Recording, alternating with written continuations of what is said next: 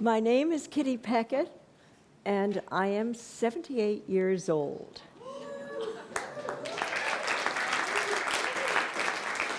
When I was 55, I got up on a surfboard.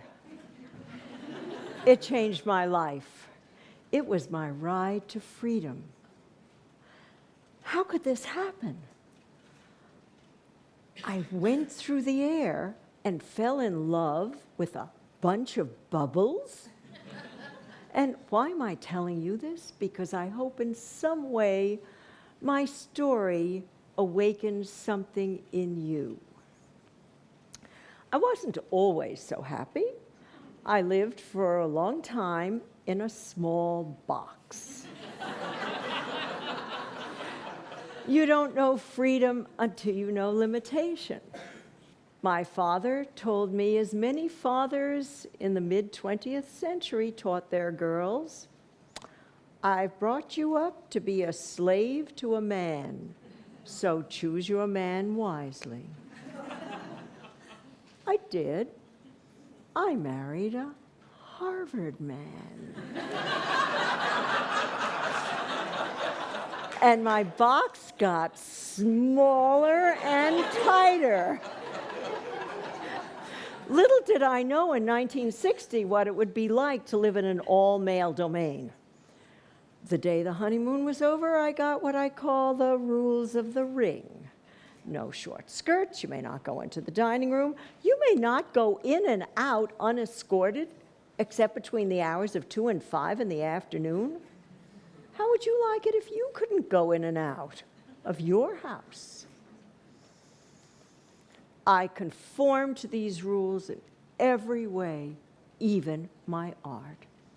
I became a calligrapher and made perfect little letter forms within the lines, within the frame, as my life, until one day everything changed. There I was, the attentive mother of 5 children, when my youngest said, "I want to be a surfer." So I, the non-athlete, learned to drive on my way to his surfing competitions. I carried his board, I carried his wetsuit, I carried his food, I watched him, until one day a lady came up to me on the beach and said, "You know, there's a women's division. Why don't you go in?" I wouldn't think of it. Why not? It's too cold. This is New England. And besides, I don't know how. Do you have a wetsuit and a bodyboard? Of course, that's my life-saving equipment. Well, when it gets hot enough, let me know and I'll show you. A little while, we went in, she showed me how, and I loved it. When we came out, she says to me, "Now, your part of the deal is you've got to come into the contest with me." I don't compete, you know, calligraphers. You have to. There are no little girls and very few women. So I tried very hard to remember all the instructions, and in I went, and I beat her. I was psyched. I'd never won anything. So from then on, I tucked my bodyboard under my arm, and I'd go in with the kid whenever I took him. My whole attitude changed. It was like, okay, I can do this. Yes. No surprise that 2 years later, I decided it's time to stand up like a man. My view of men, of course, was strong, powerful, and free. So I got a foam surfboard that wouldn't knock any sense into my motherly head and proceeded to learn to do it. Finally, there I was, standing like a lady, my knees together, my legs toothpick straight. I threw up my arms in triumph and promptly fell on my face. It took a little while to learn to stand like a frog. And then I continued to compete. I got my balance on the board and better in life, but it wasn't easy. I'd drive 2 hours to the beach. I'd slither into the wetsuit. I'd carry the board. I'd go into the water and feel the cold coming up. I'd start to surf. I'd fall down. I'd reel in this board, which was leashed to me like a dog, clamber back on, paddle out against the waves, and try again. Like my life. Why? Why would I do this?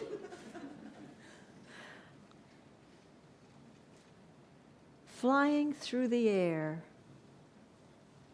in the big bowl of sky, the sun glinting on the bubbles, turning them into diamonds, over the sea and the sands beneath, was the closest I've ever come to a spiritual experience.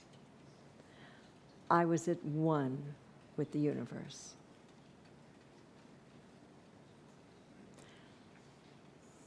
I continued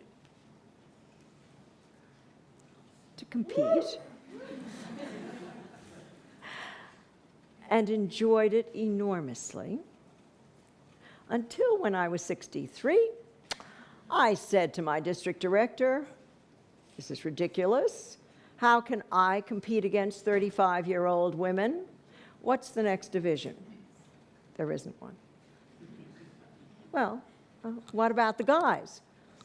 They have divisions every 10 years. Well, what's my age group? Legends, 55 and over.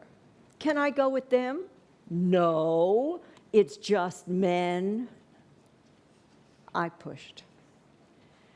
The following spring,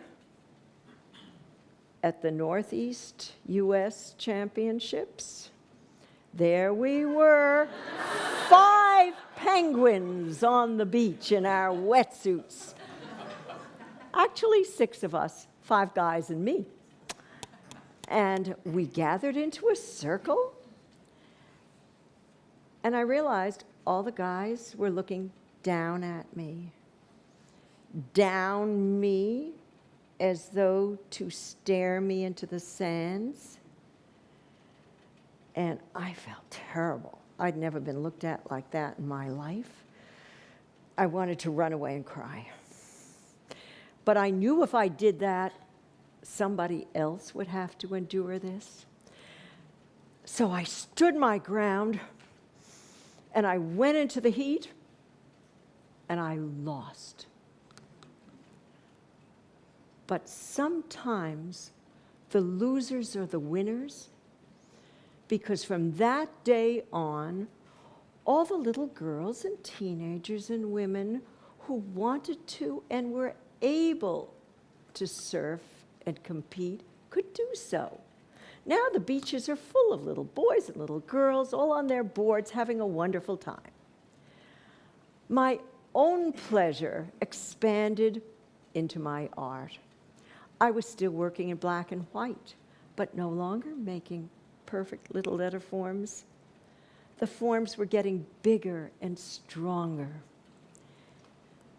They were expressing feelings of standing on a moving surface, as we all do. All of a sudden, I wanted color, and my hands wanted to paint how it is to wend their way through the obstacles in life. The paintings grew bigger and wilder. There I was, tacking a huge piece of canvas on the wall, taking a big brush in each hand, dipping it into a different color of paint, and going at the canvas as though I were riding the energy of the of the waves. I still do what I'm told to do.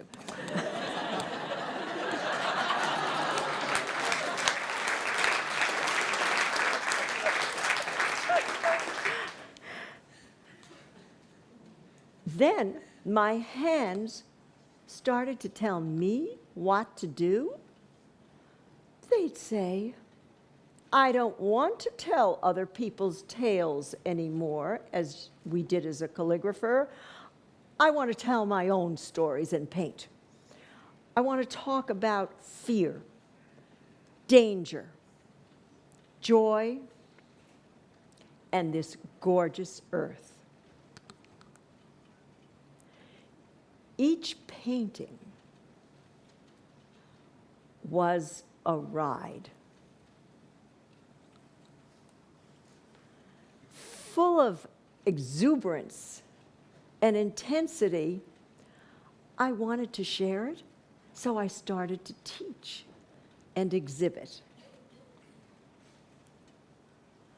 It was a love fest. The paintings, each painting was alive. It was a blast of light and wild energy. Now, at my age, I should be lying in the dust. But no, last week I went surfing. I found my happiness, and I invite you to find yours. Go for it. Don't let anything stop you. And when you're on your way, let me know. Thank you.